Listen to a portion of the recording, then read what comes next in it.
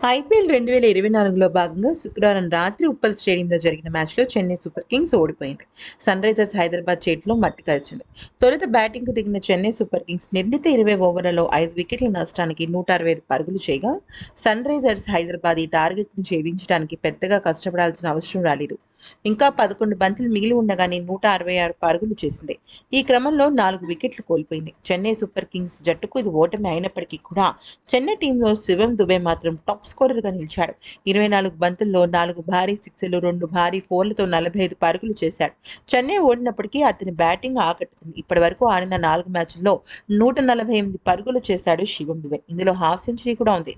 160కు పైగానే స్ట్రైక్ రేట్తో అతని బ్యాటింగ్ సూపర్గా ఉంది. తొలి మ్యాచ్లో 34 పరుగులు, రెండో మ్యాచ్లో 51 పరుగులు, మూడో మ్యాచ్లో 18 పరుగులు. ఐపీఎల్లో చెన్నై సూపర్ కింగ్స్ తరఫున ఇప్పటివరకు 541 బంతులు ఎదుర్కొన్న అతను 43 బౌండరీలు, 61 సిక్సర్లు బాదాడు. ఇదేమీ ఆషామాషీ విషయం కాదు.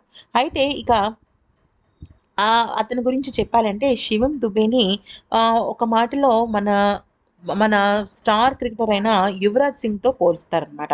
టీ20 ఫార్మాట్గా తగ్గట్టుగా ఆడుతున్నాడు అంటూ మాజీ ఆల్రౌండర్ యువరాజ్ సింగ్ స్పందించాడు. అతని క్లీన్ షాట్స్ చూస్తుంటే చాలా బాగున్నాయని, అతని బ్యాటింగ్ చూడాలంటే ఎగ్జైటింగ్గా ఉందని అన్నాడు. అంతేకాకుండా ఈ ఏడాది జరగబోయే టీ20 వరల్డ్ కప్లో తనకి చోటు దక్కాలని నేను ఆకాంక్షిస్తున్నాను అన్నాడు.